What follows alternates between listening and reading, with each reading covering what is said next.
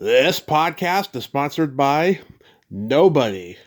Hey dudes, welcome to Splat from the Past, the only 80s themed horror sci-fi show where things can get totally radical. Now tonight, I will be welcoming back my good friend Pleasant Gehman, and we are going to talk about some upcoming things she's got going on. She's going to be doing an 8th anniversary Belle Book and Candle thing coming up in May. She's been doing that show for the past 8 years, and she's got a big anniversary show of it coming up. And she told me in email that El Cid is haunted, and she's got some paranormal ghost stories about it. And she's writing some new books. She's got this book about her old punk house, Disgraceland. And she's writing another memoir book, but this time it's about all the famous people she saw growing up from her parents. And it's going to be another great conversation with Pleasant. I just love her and adore her. She's my little Plezzy. I love talking to her about, dark shit. She's just so awesome. I love her laugh. I love making her laugh on social media late at night. And it's going to be great having her back on. Yesterday was her birthday. I hope it was an awesome one for her. So happy birthday yet again, Plezzy. So yeah, here is my new interview with Pleasant Gehman.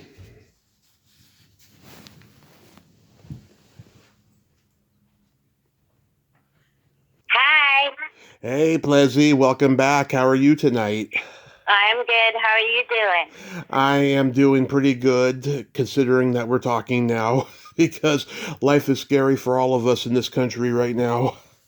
Yeah, life's insane. I mean, this whole year has been crazy, like from the get-go. Yeah.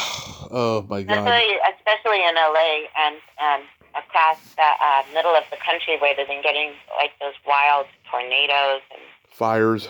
the fire. I know everything. It's like I just turned 66 yesterday, and I swear we're in end times. I've never seen anything like this before in my lifetime, and I paid attention to all of that kind of stuff. Yeah. You do not look 66, but how was the birthday? The birthday was great, and I was joking to people yesterday that I'm missing a 6 in my number. I mean, for anyone that's listening, because I have a book out called Rock and Roll Witch, and Right. All the witchy stuff going on with me forever.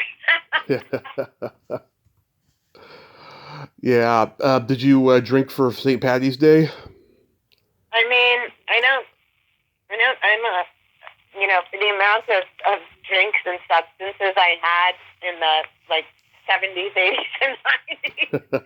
I'm such a lightweight now. I had a little bit of champagne, but I can get tipsy off of not even a flute of champagne, but those little coupe cups, those little ladylike cups. Yeah. Take a couple of sips and I'll be like, woo! So I get the fun cuckoo birthday buzz, but then I didn't have a hangover because it really wasn't, it wasn't like a lot. Oh, that's good. Hangovers are the worst. No, I'm too old for hangovers. So, in May, you'll be celebrating 8 years of your witchy burlesque show, Belle, Book, and Candle. Great title, by the way. That's a Jimmy Stewart movie from way back when. How did... Kovac and Jimmy Stewart. That's why I named it that, but we spell it with an E on the end. So it's like Belle, as in pretty girl. Yeah. So, how did the show begin, and what's going to happen in May? Okay, well, the show began.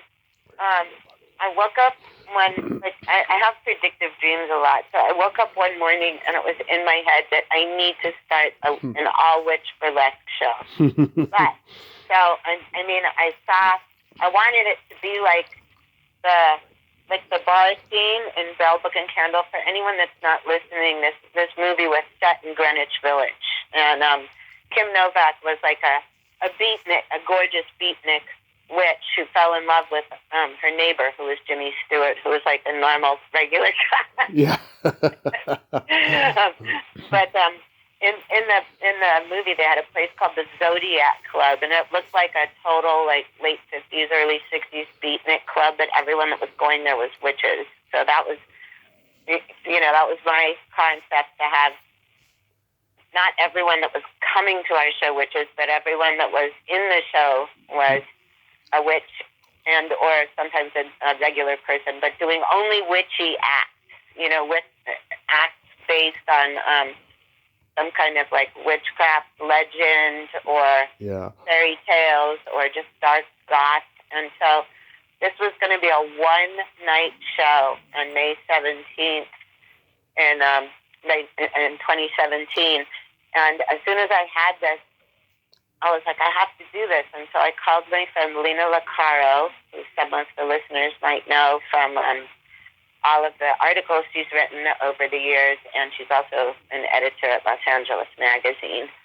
So I called her up, and because I'd been on tour for dancing for like 15 years at that point, when I decided to take a year off and be in LA, because I wasn't seeing anybody, that I truly loved. I hadn't seen them in, maybe once in like 15 years. And I was like, no, I got to take a year off. So I had this idea for a show, which wound up not having me take a year off.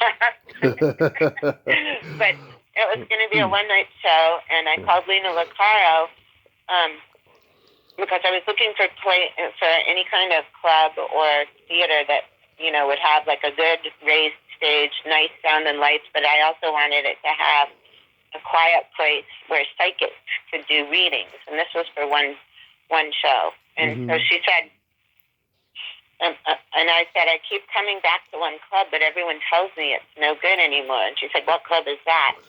And I said, El Cid. Everyone tells me it's fallen just to pieces. And so she said, did somebody tell you I started booking it? And I said, what? And she said, yeah, I started booking it. And it's under new management. They've cleaned it really up. Everything's great again. And I just couldn't believe it, that she said that. And then she said, I have a date. I have a Wednesday date open in a week and a half. And I just said, I'll take it. And I immediately made a flyer. And, after calling, like, dancers, like, friends of mine going, like, look, I want to do this burlesque show. And they were all in. So I made a flyer, put it on Instagram, and passed out some hard copies. The show sold out before the night of the show. And then we had so much fun at the show, I called the leader up again and said, you know what, I think I could turn this into something. Do you think we could have every third Wednesday in the summer? And she said, I don't know. I'd have to call the club owner. And then she calls me back 15 minutes later and said, club owner had no idea who you are. And so I thought this was going to be no. And she said, however, we were on speakerphone, and his father knows you from the 80s, and he just said, oh, yeah, just give it to Pleasant. It'll be great. So we did, and it sold out, and then it just lasted all summer, and then it just didn't stop going. Love it. Oh, yeah, I remember you telling me in email that El Cid was haunted. I mean, did you have... Oh, my God, it's totally haunted. So, like, did you have, like, a ton of paranormal experiences while you were there? Yeah, and while we still are there. Well, so a lot of people at our shows, I'm saving mine for last because mine are insane. But so a lot of people at our shows have come up to me and said, we thought you were just advertising when you said the venue was haunted. And I said, why? And she said, well, someone was whispering in my ear, but then there was nobody behind me. And then two other people told me they had gotten touched from behind, and there was nobody there. And these people didn't even know each other. Wow. And then I haven't seen this myself, but there's a couple of websites. I think one is called Haunted Hollywood. I'm sorry if I'm wrong, but there's all these old dolls in cases at El Cid on display, like old dolls, like the flamenco dancers there, and just some vintage dolls. But reportedly, the dolls move around in the cases, and the people that clean it don't touch them. Yeah. Like they'll change positions, or they'll change like in the order that the dolls are displayed.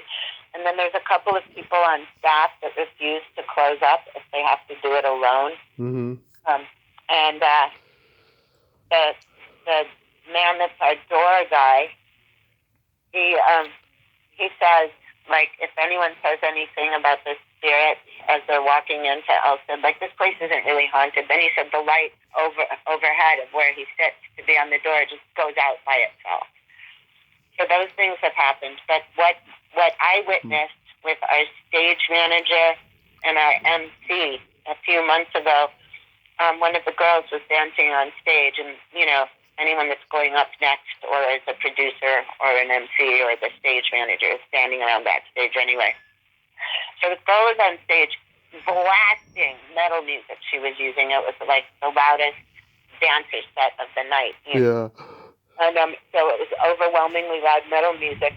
And all of a sudden, all three of us heard glass breaking, like really loud over the music, which wouldn't be if it was a normal glass, but we didn't think about that until later. And we all just looked at each other, and I didn't have a glass, the MC hadn't been holding one, and the stage manager never drinks. You know, she has like a plastic water bottle. Yeah. So then I was like, what the hell was that? And the MC just looked down for a second, and she picks up a giant shard of those huge, heavy rocks glasses, like those big squatty glasses that they make, you know, like sort of drinks in. Anyhow, then seconds later, we all saw this mirror. It's in this little alcove where I keep all my stuff before going on stage. It leads right to the stage. This mirror flew off the wall immediately and scattered into a million pieces of broken glass, which was actually not that much of a problem because the show being what it is, I just happened to have a broom backstage. I mean, it was supposed to be a prop, but it got some real use there. Shit. I mean, I have heard batshit paranormal stories about the Comedy Store and about how haunted that place was. You know. Oh, yeah, it's haunted. I did a paranormal investigation there once. Oh yeah, they got, you know, because that used to be a nightclub called Ciro's that was owned by the mob, and you know, allegedly, I don't know if it's true. Allegedly, the mob used to, you know, bury guys in the walls. I've heard that too. I mean, whenever there's like a crazy rumor like that about Hollywood or somewhere else, you think there's got to be at least a grain of truth, you know? Yeah, I mean, like maybe they didn't bury someone in the walls, but maybe someone got killed there or off there, and they put him in a closet until they could figure out how to get him out or the corpse out without someone noticing or something. I'm not laughing about it, but you know what I mean. Like if someone gets shot, like you don't want, if you're a mob-run place, you don't want the police coming and have to do a big payoff when you could just hide the body for a little while. Yeah, but no, like, I mean, I have felt it. I mean, like, when I went there for the first time, you know, I'm walking up that rampway where the guy jumped off the height and landed near the parking lot, Steve Lubeck, and I got this shudder down my back, like, yeah, I know that's where he landed, like, that's what I'm walking on.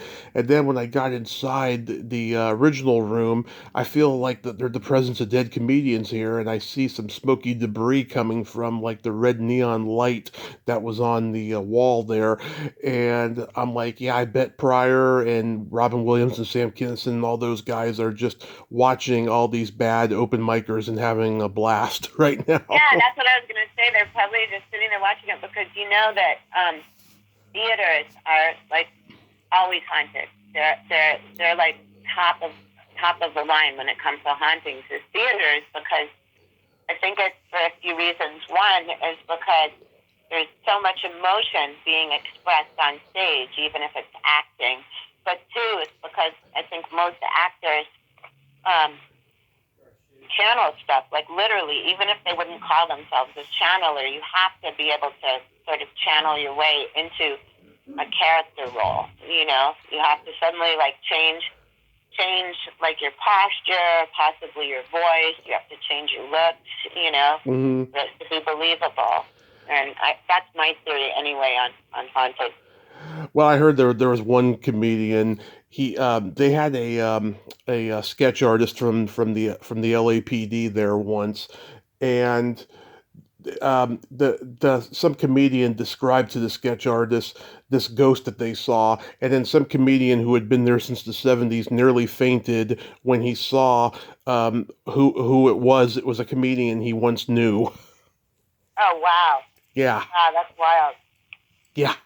I mean, that shit happens, and God, I mean, and I'm a guy who believes that, your loved ones protect you once they're gone. And my mom, she felt the presence of my dead uncle when I was in my coma following my car accident. We think he's our guardian angel, and that's why I'm back here and everything. Like he protected me. Oh, I believe you full on. My brother once got thrown from a car Hmm. in a giant car accident, Yeah. and as he was flying through the air, he felt a hand pick him up from underneath, or what felt like a big hand. Yeah. It just sort of did it stop motion, and he just got put down gently. That was the way he described it. And when the police and paramedics got there, they were shocked that he had been thrown that far from his car, and he just had a little bit of bruising. He didn't have anything broken or anything. Like, they Yeah. couldn't figure it out. That's what I think happened. And Yeah. like it was either an ancestor of ours or just some force that he wasn't ready to die or get direly injured at that time. Right. Yeah, it's amazing. Do you still enjoy doing burlesque? Do you ever have days when you're like, I'm over it? No, never. I love dancing, and Hmm. and I mean, I have the opposite. I kind of have I ask people this all the time. I was like, do I look too old for stripping, for belly dancing? And everyone says no, and I'm like, are you sure? And they're like, no, you look great. So I'm just going to do it until until someone tells me I probably shouldn't be doing it. Or until the hips wear out. Yeah, I mean, knock on wood. I'm going to knock on wood here. Everyone can listen to this. I don't want any of my hips or joints I'll bet you to wear anything. out. I'll bet you anything. Robert Plant's hips have worn out. Yeah, maybe. But, also a lot of that has to do with if you're doing alcohol or drugs for years on end, or if you're not warming up correctly and your tendons get messed up, because yeah, I know I'm gonna sound like now that this is a dance Hmm. podcast I'm doing, but anytime that you're getting ready to dance or to run or to, perform in any way, you should always get your body warmed up because stage adrenaline changes stuff so drastically. Hmm. So if you're not completely warmed up, just doing something that a movement that you've done like a bunch of times could just make like, like it could give you an injury. You could get a sprain or like snap a tendon or something like that. But Yeah. on the other side, the dancers, though, almost everyone I know, self included, who's a professional dancer, the injuries don't happen on stage. They happen when you're like coming down your front steps and you miss a step, and then you're out of commission for 4 weeks or something. Oh, that's great. For getting out of a car, I know someone that got like a gnarly sprain just from getting out of a car, and wasn't like she was jumping out of it. If the car was parked, she stepped onto the curb, she stepped wrong, and then boom, no dancing for, for like over a month. God. Yeah. So you're writing a book about your punk house called Disgraceland. How long you been working on that? Iris Berry, who's also my publisher at Punk Hostage Press and was my roommate at Disgraceland, Hmm. we've been working on it for about a year. But when I say that, it's just been sporadic because both of us are super busy, So Hmm. we're taking, like, she'll be like, can you do this date or this date or this date? And I say no, and then I'll ask for a date that I could do, and she says no. But every so often we get ones that go yes. So we actually have not a lot, but we probably have more pictures than was typical in the 70s and early 80s, which was when Disgraceland was running, And Yeah. we didn't even realize until we started working on the book that I think we might have been the only, or one of the only, punk houses all across America that was run consistently by women. Yeah.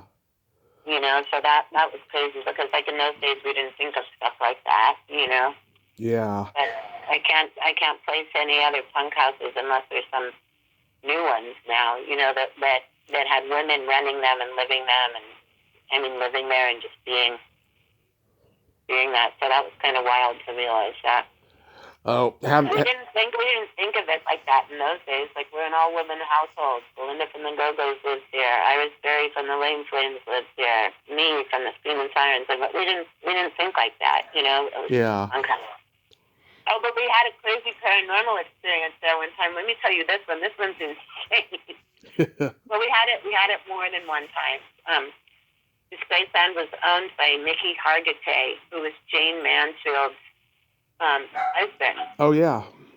And so one night, well, I'll tell you both of these two things because they were wild. One night I was sitting on the porch around 9 o'clock at night, and I was tripping my brains out on acid, and I was wearing this big, giant, gorgeous, like, sort of like emerald green evening gown I'd gotten at a Columbia studio sale for, like, I don't know, I thought it was expensive. I think it was like $3 or $4, but to me in those days, and to anybody kind of in those days, that was expensive, you know, but I bought it because it looked so cool. So I'm sitting there, tripping my brains out, and there was all these, like, empty cups and a couple of broken bottles on the porch of this Graceland because we were such crazy, raging partiers.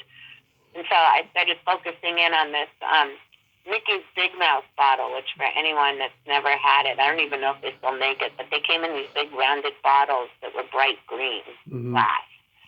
So I'm looking at it and I'm thinking, wow, that beer bottle is exactly the color of my skirt. And then all of a sudden I heard footsteps, and my landlord, not the guy that was, you know, like, working for him. Was usually the person that his assistant usually corrected the rent. But my landlord was coming up the stairways to my house, and he's Mickey Hargitay, who was Jane Mansfield's ex-husband, and he stopped dead in his tracks because I had white blonde hair there and I was wearing the evening gown. Yeah. And he looked at me and says in his thick Hungarian accent, excuse me, miss, has anybody ever told you you look just like Miss Jane Mansfield? And I just, like, looked at him and I'm thinking, okay, so what's the etiquette? We're always late on the rent. Sometimes it's never fully paid. It's 9 o'clock at night and my landlord never comes here. And he's telling me that I look like his dead movie star wife. What's the etiquette in this situation? So I just said, thank you. And because I was tripping so hard on LSD, I could hear it echoing in my head, like, thank you, thank you, thank you, thank you. And he just kind of nodded his head, turned around, and walked away really fast. So that was crazy. And then another time, Belinda, Carlisle, and I were sitting around with hangovers one afternoon, and I had the idea that we should try to get in touch with 1920s starlets on the Ouija board. Yeah. and so she was fully down with that. So, you know, we were like, put our hands on the planchette, and then we were like just sort of sitting there. And then it started moving, and it was really moving. We said, is anybody here we want to talk to? And we were like saying, like, Selma Todd, or, you know, just like we were saying all these names of old movie stars. And anyway, the planchette started whizzing around, and this is how I know spirits are real. Your listeners will too, because bear in mind, this is a punk house. Like I said, with broken glasses on the porch. There was like piles of petticoats and empty beer bottles all over the place in the living room. I mean, it was just, you know, it was a crash pad. So the planchette starts whizzing around, and it spells out house dirty. And Belinda went, hey! And I said, fuck you. And then all of a sudden it spelled out really quickly, shut up, slut. And we were both, oh my God. Put it away. We didn't touch it again for months. Oh my God, that's great. Yeah, I had Really so bad. we were horrified. oh, I bet. Yeah, I had Jay Mansfield's last husband, Matt Cimber, on here a few years ago. You know, he's the king of trashy exploitation films. Yeah, Yeah, that's exactly who he is. yeah, he's still alive. You know, he's going to be like 90 or something soon, and it was crazy. I had to repeat my questions a lot because he's hard of hearing now, and I spent the entire day editing it, but it was great. You know, and he was telling me about directing her in a play, shortly before she died, and coming to Hollywood and making The Black Six and all these like exploitation films and stuff, and doing the wrestling show Glow, the original one. Oh my God, we were obsessed with Glow at the Space Band. One time we scared a whole bunch of boys from bands in San Francisco. Yeah. We we're in the middle of having not exactly a civilized party, but this was right at the peak of Glow, which for the listeners stands for Gorgeous Ladies of Wrestling. Anyway, so there was this band, the Sea Hags from San Francisco, and I think there was people from Tales of Terror there who was a band, and both of those bands were pretty rowdy. But my Screamin' Sirens bass player, Laura Bennett, and I just sort of started acting out Gorgeous Ladies of Wrestling. So someone would be like standing on the mantelpiece and jump onto a chair that someone else was sitting on, and the chair would break, and there was like furniture breaking all over the place, and the guys were like flattened up against the walls, and they were like, "What the fuck is going on?" And we were like, "We're doing Glow," and they were like, "What's Glow?" They didn't even know, but then I'm sure after that they got into it. Yeah. Oh my God. And then you got the memoir book about your parents and their famous friends. You mentioned too. Yeah, that's probably not going to be out for a while because I just started working on it not that long ago. But my parents were both like they were very well known in showbiz circles, although neither one of them would have name recognition probably unless someone was a historian. My father was Richard Gehman. Yes. And if anybody Googles that, they can see how many books he wrote, and many of them were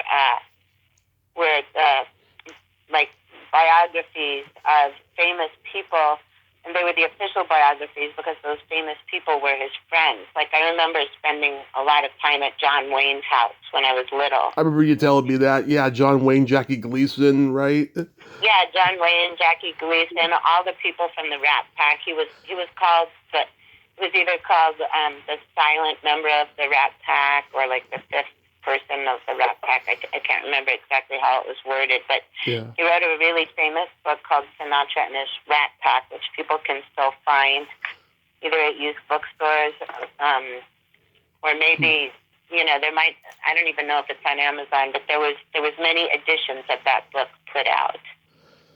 Yeah, and I didn't realize too. Your dad was married to Estelle Parsons at one point. Yes, it was right before my mom, and and my half sisters come from that marriage. I have lots of half brothers and sisters because my father was married 6 times. Anyway, so when Bonnie and Clyde first came out, that movie, one of my favorite movies of all time. Yeah, me too. Yeah. And someone came up to me and said, "Wow, your aunt your stepmother is a great actress." And I just looked at her, and I wasn't trying to be ironic, and I said, "That was an acting." Seriously, that's what she was like. She played Blanche in Bonnie and Clyde, and she was just like a nut, like always shrieking. For anybody that hasn't seen that movie. Oh yeah, she was Tess Trueheart's mother in Dick Tracy. That was the first time I can remember seeing her. And to me, she's still Tess Trueheart's mother when I see her in anything. Yeah. Yeah. And I remember your sister Martha. She was in like The Flamingo Kid and Legend of Billie Jean and FX and stuff like that. Yeah, she was doing a lot of acting for a while. She was a great actor too. I mean, like I said, writing and acting and dancing just goes in my whole family. None of us, except for my late brother, He was the only one that ever had a real, quote, quote, real job. You know, he was a computer technician. And that was kind of like Marilyn and the Munsters. Like, we're going to be like, how did he have a normal job? But computer was his passion, and he did crazy stuff. He started learning it when my mom was teaching at Wesleyan University. She was teaching theater.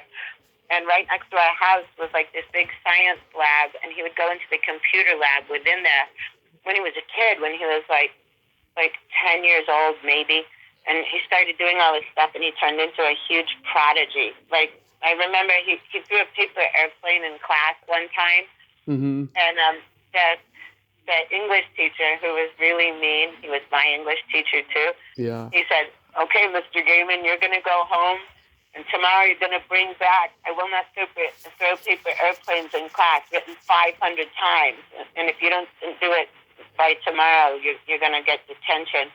So he went into the computer lab and typed the sentence in it. And then the sentence, I won't throw paper airplanes in class. And then he just got a 500 stack of punch cards. He walked into his sixth grade class the next morning, and Mr. Johnson said, Mr. Gehman, do you have your assignment? And he said, yes. And he walked up, and he pulled it out of a paper bag, and he just put it on the desk of the teacher. And so Mr. Johnson picked it up and just like gave Charlie this huge side eye, and then he kind of like weighed it and just said, okay, because like in those days no one was doing anything with computers unless you were doing computer science, you know, like he couldn't even wrap his head around the fact that, like, you know, a 10-year-old kid had done this. Speaking of Marilyn Munster, oh my God, I heard this not too long ago. It's been a few years, but like allegedly the reason why that there was two Marilyn Munsters in the original series is because the first one was crashing at Fred Gwynn's house after I think she got divorced from her husband or something, and allegedly they were fucking, but it's never been confirmed. Oh God, that sounds pretty credible to me. Yeah. And I think that's why Fred Gwynne hated playing that character so much, aside from wearing all that makeup. I think it drudged up a really bad memory for him. Oh my God, he was great though. Oh yeah. Love about Herman Munster. Oh yeah, when he was. I remember in the 80s or sometime, like watching a rerun, like I was being in a whole room full of people going, do you think that's his real personality, or is he just acting, or is he like really just gay? Like, like, you know, like I was having a debate about it. I remember when he's the judge. He's the judge in My Cousin Vinny. He was so great in that. Yeah, he's good. Last year, I interviewed Alan Arkish, and I was watching Hollywood Boulevard, and I forgot you were in it because it's not even mentioned on your IMDb. I was like, oh my God, like you're game for anything. Well, no, you want to know how that happened? This is a crazy little story. So, remember, I told you when my family moved to LA. Yeah. But I didn't move her with them. I was at a boarding school in Massachusetts because I was exceptionally intelligent, but I was also 13 years old and having sex with my mom's college-age theater student. Oh my God! So as soon as I applied, which I wanted to because I didn't like normal school because I thought it was boring. So I got in there, and then wait, where was I going with this? Oh, so Hollywood Boulevard. So yeah. So no, I got into the school and I loved it because I was around people that were really intelligent and smart, and also it was wild being with all that. Like everyone really wanted to be in school, even though because it was the 70s, everyone was smoking pot, which is what we called weed back then. Yeah. After school and stuff. But my mom called me one day on the payphone at the end of the hall and said, we're going to be moving. And I said, what do you mean? And she said, we're moving. And immediately I thought we were going to wind up somewhere like Iowa or somewhere, And I was like, what does that mean? And she said that you're going to have to come with us. And I said, but I love school. I want to stay here. And she said, no, we're moving too far. So she said, I'll tell you when it's confirmed. And I spent the rest of the week just completely stressing because I just thought we were going to go somewhere dull and boring, and I loved being at that school. Anyway, so then she calls me up the next week, and she said, okay, it's confirmed, we're definitely moving. And I was like holding back sobs. I was like, where are we moving to? And she said, we're moving to Los Angeles. And I always thought I'd wind up in either New York or Los Angeles, but I figured New York was more doable because I was already living in Connecticut at that point, Yeah. But I was all into the Max's Kansas City scene. Like, I'd never been there, but I would read about it in rock and roll papers and stuff, So,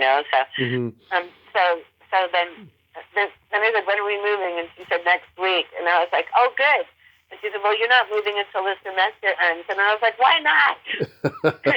Anyway, so I finished out the semester, and I wound up in L.A. on spring break, and I couldn't believe that it was like, March, and you could walk around wearing a T-shirt, because I had just come from Massachusetts. But then,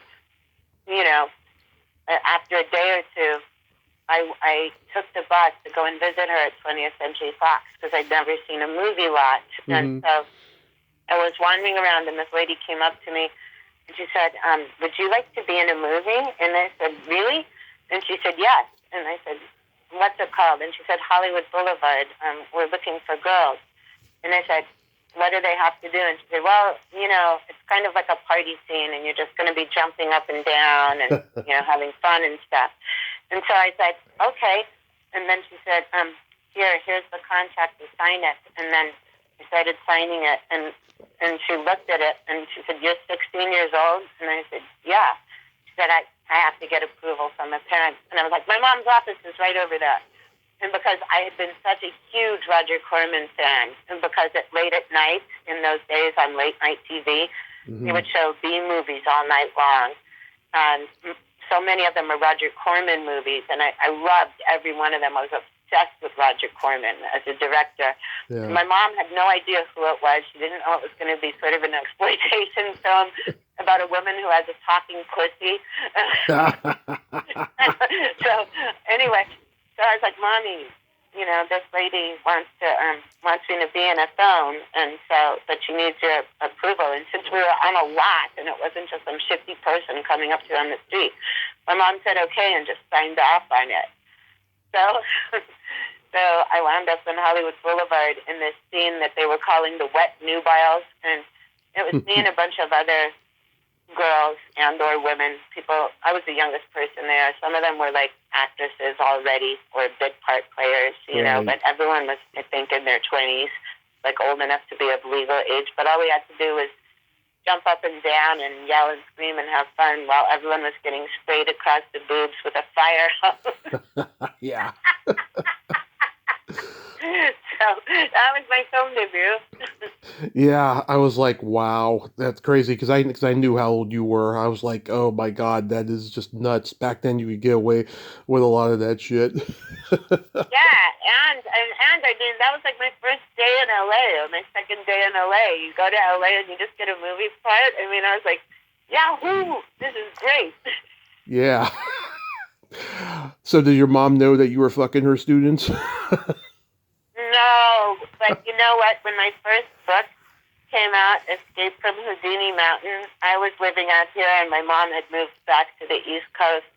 So I was talking on the phone to her, and I just, I said, I'm writing a book, and she said, what's it about? And I said, well, I'll tell you about it in a while, And so I sent her a letter, and an actual paper letter, and I said, I just wanted you to know before you get the book that there's a lot of sex and drugs in this book, but I'm okay. I'm not addicted to any drugs. A lot of these things happened in the past, but they're really wild stories.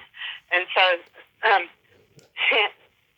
she writes a letter back to me, and it said, I've had a wild life too, You always think I'm such a Puritan. I've done crazy things. And then, so I sent her the book. And then about a week and a half later, I got a letter back, and all it said was, well, maybe, I think you're right. Maybe I am a Puritan. I know, right? I didn't get scared because there was so much sex and drugs in it, know? I know, right? Like, you never think that your parents are the way you've perceived them, and then you find out years later that that's why you are the way you are, you know? Yeah, yeah, but she was a little bit hard. I mean, she agreed with me immediately that she told me that she was shocked by some of it, but I was like, no, Mom, I'm really good. I'm not, doing hard drugs or anything. She was so indignant. I thought it was like too. Yeah.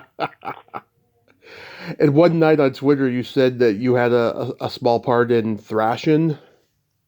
Oh yeah, because in Thrashing, everyone that was in Thrashing except for like Cheryl and Finn Yeah. and the lead boy, what was his name? Corey. I can't remember his last name. Josh Brolin?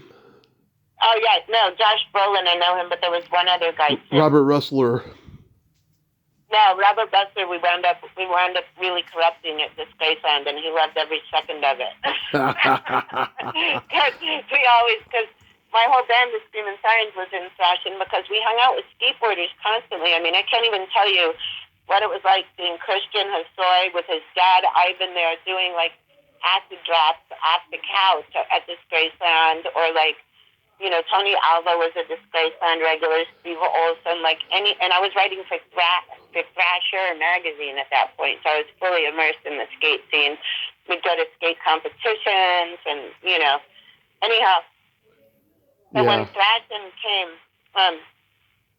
when we were all on the set, like, I don't think they realized until that we all got on the set that we all knew each other, and they didn't know how insane we all were, Yeah. They thought skateboarders were, just like, wholesome athletes or something. And like, me and the other girls that were in it had already been, like, sleeping with a lot of the skateboarders. And they were always coming to this Graceland doing crazy things. So, anyway, with Thrashing, if anyone watches it, I'm just going to tell you that that was the wildest movie set that I've ever been on. Seriously, like Tony Alva doing acid drops off the roof, landing in the middle of a bunch of cameras. Everyone like disappearing to go and smoke weed, or lots of the cast at one time being on acid or ecstasy. I mean, of the skaters, not the regular actors, but I mean, it was so out of control. And there was this scene. There was a scene in the film where there was a big showdown on Bronson, at the Bronson Caves and like, the banks at Bronson, which in Bronson Canyon, for anyone that's not from LA, there used to be a real prime skating spot. I don't think it is anymore, but it might be. But there was a few places that were legendary, and so they had this big showdown at the end of the movie. And it was me and my brother Chuckle's idea, and we passed it on all through everybody. I was the one that started it. I was like, "Do you guys know what continuity is in a movie?" And everyone would say no, and I'd say, "Well, it's like stuff looking the same from shot to shot." So I think we should do small things to fuck up the continuity. So later, when we watch it, like years later, we'll see that everything's wrong. And they're like, well, like, what do you mean? And I was like, well, start off this scene with you wearing like a black jacket, but then when they're shooting the next thing, change into a red jacket. And they might not notice because they're looking at like camera angles and stuff. Or if there's a close-up on you, have your earring on the right side and then switch it to the left side. Or, so there's so many continuity errors in Thrashing, and that was just all for me and my brother. Wow. And David Winters directed it. He's from West Side Story. Yeah, I know. Well, because it was kind of a West Side story there, too, Like, yeah. Yeah, my brother was obsessed with this movie. He was a skater when we were kids. He loved Thrashing. It was like one of his favorite movies. It's a great movie, but like I said, if anyone wants to watch it, like through a microscope, you can see all the weird little dumb things we did, because we didn't want to fuck up the movie, but we wanted there to be funny, like, in-joke things going on like that, Yeah. Oh, back then, a lot of these movies with teenagers, they had bands in movies. A lot of them were very obscure. Some of them went on to be successful, and they look back on it now and they have fondness for it because, a lot of people remember them from them. So, Yeah, like the Screaming Sirens had a lot of songs in different movies, like Reform School Girls. We're on ah, Reform School Girls soundtrack. love that movie. We're on. God, we were in quite a few other Roger Corman movies. Vendetta. In the scene before she goes to jail, we were playing in the club. I'm trying to think of. There was a few. We were in lots of. We had something on the Rock and Roll High School soundtrack. I mean, we were just. We were in a lot of films, either actually playing on stage or just having our songs in the soundtrack. And then we made a movie too. Yeah. With Max Cash, the director, and The Running Kind. yeah, The Running Kind. Love that Started out movie. as an indie film, and then it got picked up by United Artists, and so that went all over the place. And that was filmed completely not with sets. Like the punk house in there is my actual punk house, Disgraceland. The after hours scene is the 00 Club, which was in the attic above Playmates of Hollywood on Hollywood and Wilcox. And so that was really an after hours club, and I knew everyone. Like I knew the guy that ran it, and I was already working at Playmates, so we got permission to film up there. And then there's Kathy DeGrand, which I was booking. Mm-hmm. Which later turned into Raji's, which I also booked. But like that had scenes with Tex and the Horseheads, and I can't remember who else. Disgraceland was right around the corner from Club Lingerie, which is where that Fishbone scene was filmed. And so, because I knew so many people at clubs and knew all the musicians, anything that you see in The Running Kind was not a put together band. It was the real bands from that time period that were all in LA. Yes. And then, oh my God, when we were casting The Running Kind, someone had to be my love interest, Tyler. Yeah. And so every guy that was auditioning for it would always come up to me, because I wasn't part of the audition process, but they'd come up to me and go, I know I'm going to get this role because you and I have chemistry. Like 4 people said that. but the person that wound up playing Tyler in it was Joe Wood from TSOL, and we definitely had chemistry in fake life as well as totally all the time in real life. Oh. He turned out to be such a good actor too. Like it's too bad he didn't continue because he was really great. He played such an asshole in that film, and his performances were fantastic, especially when he got mad. Anyway, if anyone wants to watch that movie, you can see it for free on YouTube. The whole movie, The Running Kind, is on YouTube. Yeah, it's a great movie. It's Susan Yorcity, who played Boof and Teen Wolf, is in it, and I talked to her, and I brought up the movie and stuff. Yeah, I think she told me she knew Max previously, and she did as a favor to him and stuff. I just love that part where she's in the car with what's his name, and then she starts like making out with him while he's driving. Yeah. And then that was Juliette Lewis's first film. Yeah, she plays her daughter, right? Yeah. Yeah. Julie Cobb plays Aunt Barbara. I tried to get her on here years ago. She was interested for like a hot minute, and then she got weird on me.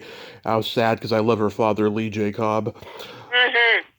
Yeah, he's great. Yeah. So are you taking a break from the Devil's music?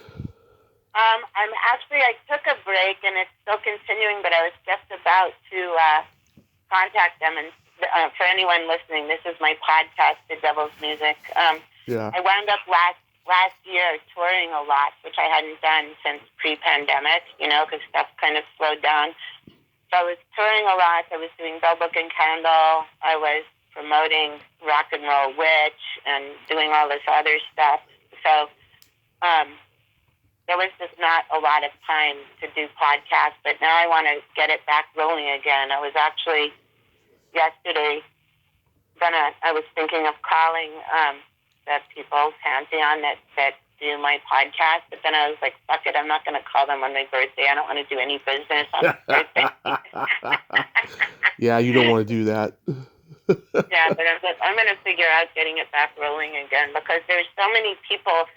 I will meet someone and be like, wow, I have to have them on my podcast. Wait, I don't have a podcast right now, but I'm sure they'll just let me continue it, you know?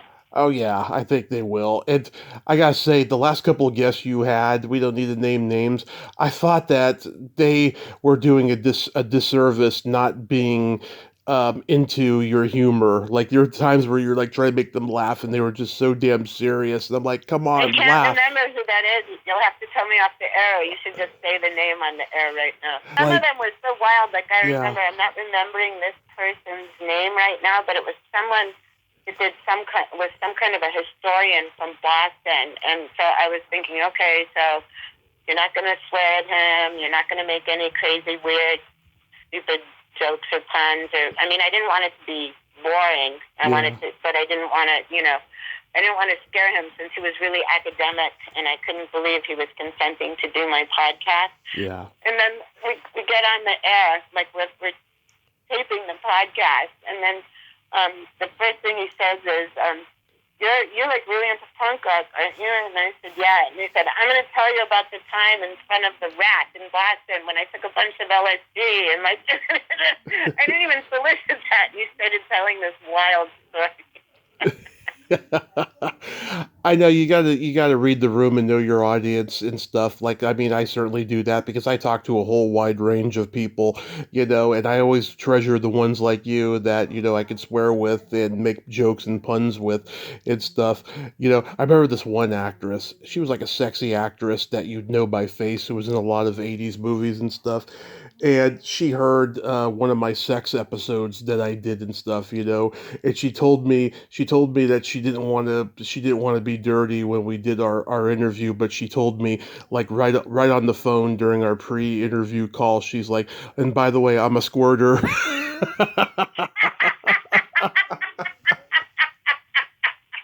Yeah. Oh my god! I know, that's so funny. But there was some people that, also that I've interviewed that were very, like really well known in the occult world. Yeah. I also, just didn't want to get too punk rock or crazy with them. Yeah. Just because you never know what people's comfort level is. So I was talking to this really great palm reader and he's on Instagram, it's Divine Hand Jim. And so we're in the middle of talking, and he said, basically, I just give hand jobs for a living. Yeah.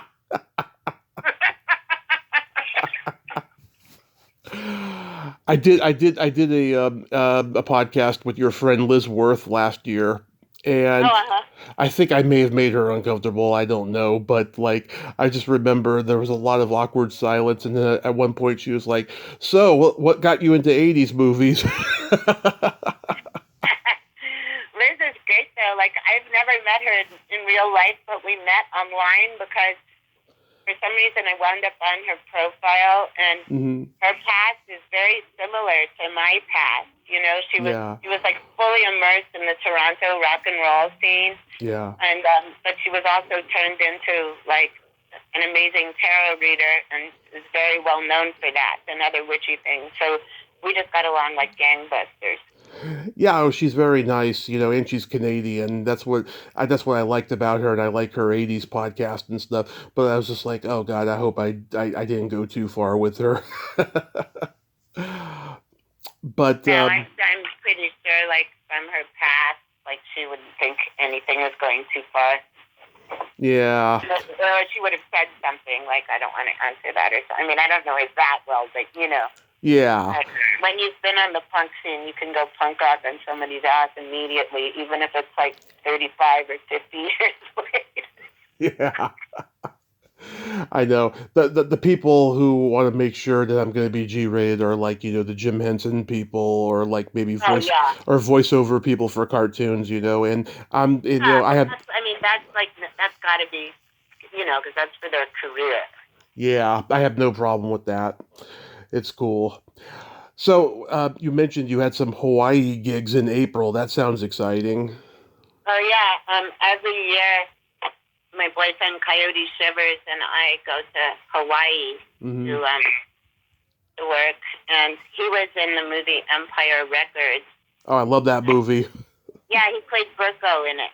And so, Yeah. you know, for anyone that's listening, if you don't know about Empire Records, it's got a really amazing rabid following, almost on the lines of the Rocky Horror Show people, or, you know, their cult films like that. It's got Liv Tyler and Robin Tooney and Maxwell Caulfield. Yeah, and Liv Tyler was his stepdaughter at that point because he was married to B.B. Buell then. Oh, yeah, that's right. And no one knew that. While I mean, some people knew it, but not the whole cast knew it. Like when he was being cast, they didn't know that there was anything like that. Because he was playing Burko. But so for people who are listening, Empire Records was filmed, and it was just one whole day in the film when this guy named Rex Manning, who was a famous rock star in the movie, was going to come to Empire Records, and that's what the whole plot of it's about. You know, how that's happening because that's going to save the record store. So Coyote played Burko, but the whole day that this film was, centering around was April 8th in the film. And so April 8th is still Rex Manning Day all over the world for fans of Empire Records. So we go to Hawaii for Rex Manning Day. And that just happened one time, but now it's been going on for years, you know. Yeah, I gotta get somebody from that movie. I haven't had anybody on from that movie. I'll ask Coyote if he wants to talk to you too, because he's got stories about it. Oh, I would love that, Pleasant. That would be awesome. Yeah, I'll see if he does it. Sometimes he's kind of shy about talking. Like, we've been on podcasts together, and I do most of the talking because I'm gregarious that way. He's gregarious in real life, but not as much like for interviews, I think. But maybe I'll ask him. Great. Yeah, I've seen that with certain couples when they're on podcasts. There's one that's doing more talking than the other. Yeah. So I got a couple jokes for you. Mm-hmm. Okay. What happens to your asshole when you have an orgasm? You walk out and leave him there? No, almost. He's out drinking with the boys. Oh. I remember, there's one joke that's similar to that I heard a long time ago. Mm-hmm. It's, what does a stripper do with her asshole before she goes to work? What? And it's like, drop him off at the liquor store. Love it. Love it. And because it was St. Paddy's Day, how many Irishmen does it take to screw in a light bulb? Oh my God, I should know this since that's my birthday. I don't know. How many does it take? 4. 3 to hold the light bulb and 1 to start drinking until the room spins. Just 1? Yeah. Oh my God, that's crazy. Plezzy, I love you so much. Thank you for coming back on, and I hope you have a great night, and we'll be in touch about getting Coyote on here. Hopefully he'll want to do it. Yeah, hopefully. Okay, it's so nice to talk to you. You too. You have a good night. Thank you, and I'll say goodbye to everyone who's listening to this. Mwah. Bye. Bye-bye. Well, there you have it.